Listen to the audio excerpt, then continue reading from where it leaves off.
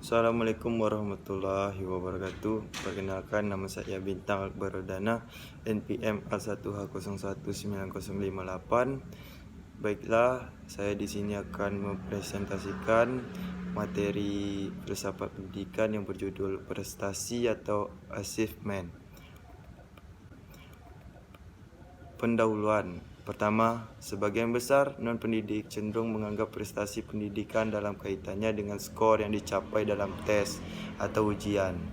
Dan mungkin mereka ingin membandingkan prestasi pendidikan dengan standar pendidikan. Beberapa orang berpendapat, misalnya Pring 1992, bahwa prestasi bisa dibandingkan standar tidak bisa. Yang kedua, prestasi harus dikonseptualisasikan. Dengan konseptualisasi, mana yang paling diberi bobot ketika mengevaluasi kegiatan pendidik. Tidak hanya masalah filosofis, tetapi masalah politik dengan beberapa kompleksitas. Pengertian prestasi. Prestasi berasal dari bahasa Belanda yang artinya hasil dari usaha. Prestasi diperoleh dari usaha yang telah dikerjakan. Dari pengertian prestasi tersebut, maka pengertian prestasi diri adalah hasil atas usaha yang dilakukan seseorang. Prestasi dapat dicapai dengan mengandalkan kemampuan intelektual, emosional, dan spiritual, serta ketahanan diri dalam menghadapi situasi segala aspek kehidupan. Karakter orang yang berprestasi adalah mencintai pekerjaan, memiliki inisiatif dan kreatif, pantang menyerah, serta menjalankan tugas dengan sungguh-sungguh. Karakter-karakter tersebut menunjukkan bahwa untuk meraih prestasi tertentu dibutuhkan kerja keras. Adapun beberapa prestasi yang dapat dicapai oleh setiap orang, diantaranya 1. Prestasi belajar. Prestasi belajar yaitu hasil yang diperoleh atas usaha belajar. Misalnya, prestasi siswa di sekolah menjadi juara umum setiap tahunnya. Yang kedua, prestasi kerja.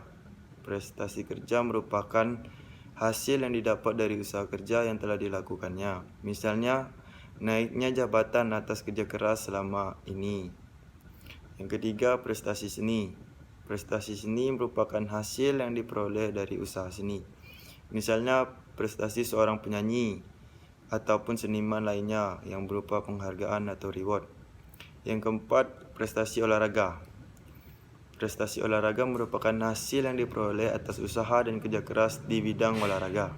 Misalnya, seseorang olahragawan atau atlet mendapatkan medali emas dalam sebuah kejuaraan saat mengikuti Pekan Olahraga Nasional, misalnya. 5. Prestasi lingkungan hidup. Prestasi lingkungan hidup merupakan prestasi yang diperoleh atas usaha penyelamatan lingkungan hidup. Misalnya, individu maupun kelompok mendapatkan penghargaan atas usaha penyelamatan lingkungan hidup berupa menanam pohon kembali atau reboisasi di hutan. Sikap dalam berprestasi. Adapun sikap yang mendukung seseorang dalam berprestasi diantaranya 1.